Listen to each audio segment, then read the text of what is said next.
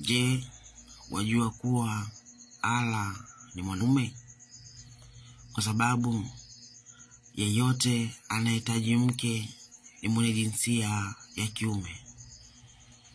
Tunajifunza katika Qur'ani, tunaambiwa Allah hana mwana kwa sababu hana mke. Tunajiuliza, Allah anahitaji mke wa nini wakati yeye ni Mungu?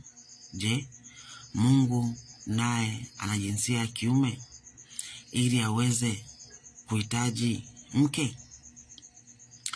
Hivyo tunapaswa kutafakari maneno haya, na mwisho utagundua kuwa inawezekana kuwa Allah ni mwanaume, ndio maana anahitaji mke ili aweze kuwa na mtoto.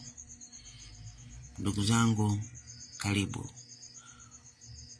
Tukisoma Qur'ani sura yake ni ya 6 mstari wa 101 inasema, yeye ndiye muumbaji wa mbingu na ardhi, bila alwaza itakuwaje awe na mwana naye hakuwa na mke? Naye ndiye aliyeumba kila kitu, naye ni mwenye kujua kila kitu. Aya hii inafikirisha kutuonesha kuwa Allah hawezi kuwa na mwana kwa sababu hana mke. Swali, Allah anahitaji mke wa nini wakati yeye hana jinsia? Anahitaji huyo mke ili aweze kumfanyeje? Au Allah pia naye yuko na uume ili aweze kuutumia kwa mwanamke? Tunajua kwamba yeye ni Mungu. Je, mke ni wa nini?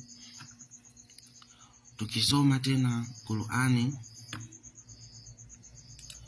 sura yake ni ya 21 mstari wake ni wa 17 inasema, lao tulitaka kujifanyia kipumbacho cha mtoto au mke, tungalikifanya kutoka kwetu na sio kwenu.